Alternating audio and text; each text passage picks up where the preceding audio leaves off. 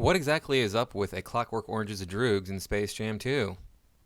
Yeah, what is up with that? If you haven't seen Clockwork Orange, it's a movie based on a novel. The novel was written in 1962, and I hear the novel's pretty good. I didn't like the movie, although I'm in the minority there. I think most people really did like the movie.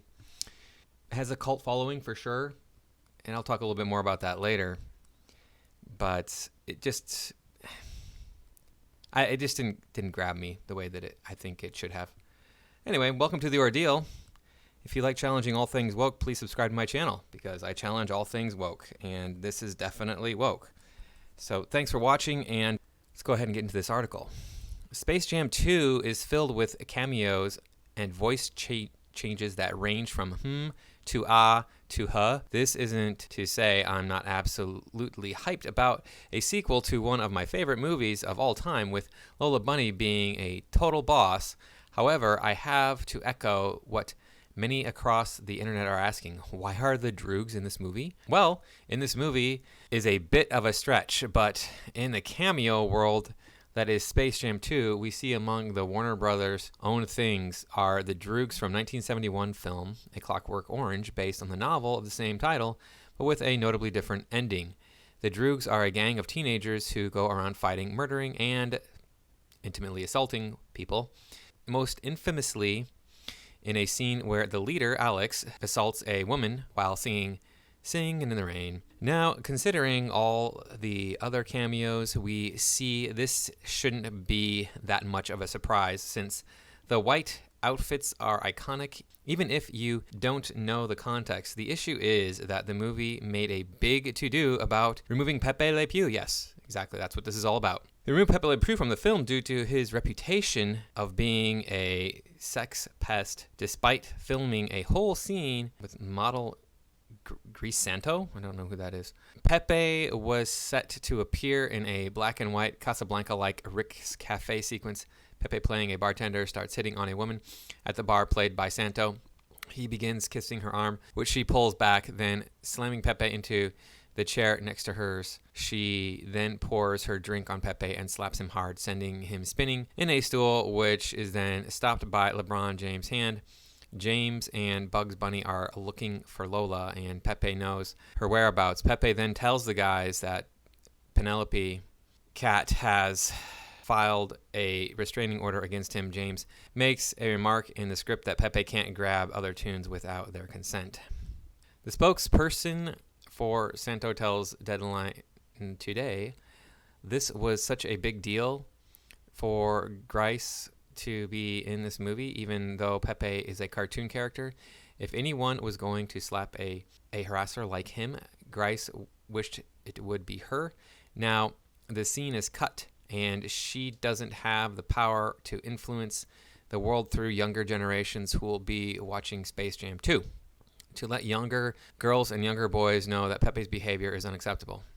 As someone who grew up watching Looney Tunes, it was very quickly apparent that Pepe was a creep, but still I get the good intentions of the scene. It is the kind of corporate oversight choice, and it was probably axed because it was a clumsy fit in the narrative due to this being a movie targeted towards children. However, I'm not going to be opposed to teaching them how consent works early on. But if you are going to be aware of Le Pew's reputation and try to avoid issues, is included little assaulters in your children's movies really the best look? Yeah. Well, he never forced intimacy forced penetration onto anybody in the animation at all. I think the most he ever did was kiss somebody. Oh my gosh, it's terrible. It's not right, but it's not that big of a deal, really, when it comes down to it. When it comes down to things happening to you. So, the Droogs here. They're in the show, but Pepe is not. Pepe, who's like chasing after women to get a girlfriend, is worse than people who actually forcibly penetrate other human beings with their reproductive organs. Yeah, it was cut because it's an awkward scene. Oh yeah, that could happen. That's possible, but we all know that it was cut because Pepe Le Pew is a creep, and we don't want to have that in our movie because we saw all of the rhetoric about that on the internet, all over the internet. I mean, this was so ridiculous how they were treating the these cartoon characters. they were saying that Speedy Gonzalez is offensive. Speedy Gonzalez here is offensive. Well, why? Oh, because he's Hispanic and Mexicans are offensive, apparently. What? No, I know. They weren't saying Mexicans are offensive. They were saying that the stereotype that is represented by Speedy Gonzalez is offensive. Really? Is it? What's offensive about it? Are you going to tell me that Mexicans don't dress this way anymore? That's why it's offensive? Well, so what? I mean, when I watched the Looney Tunes as a kid, I got the impression they were from a long time ago. Like the setting was in like the 1920s or the 1930s maybe.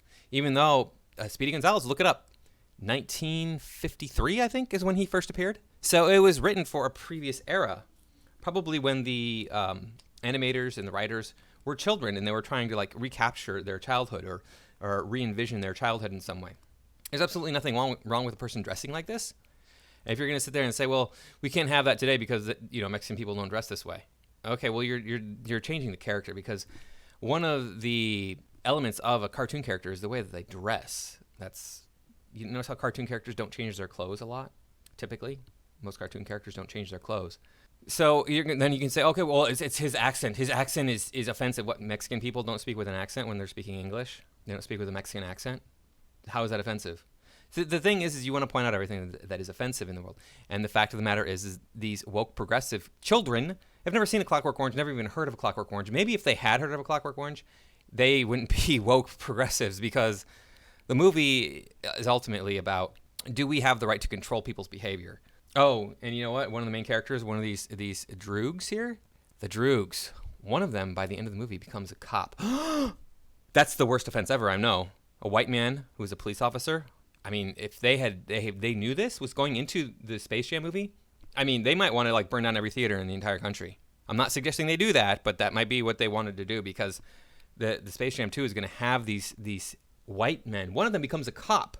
One of them becomes a police officer. Oh my goodness. So, really highly offensive stuff here. These people, this just proves what they are trying to do, which is cause trouble. They're trying to cause trouble. They're not looking for a real reason to be offended. They're trying to find any reason they can to be offended. But anyway, I'm not going to watch Space Jam 2. I recommend you don't watch it either, and just, let this movie fall into the trash bin. I feel sorry for the Looney Tunes falling into the trash bin, because I do appreciate me some Bugs Bunny and some Daffy Duck, etc. But this is going to be a woke nightmare, I'm sure. They want to be woke about this. Don't watch the movie. I don't watch movies anymore because they're woke garbage. How can you watch this stuff? I don't understand how anybody can sit down and watch a show and be like, yeah, this is great. I love this. I want to watch this. And it's just this constant wokeness all the time. So thanks for watching. Please like, comment, share, subscribe. Click the bell for notifications. I will see you all in the next video.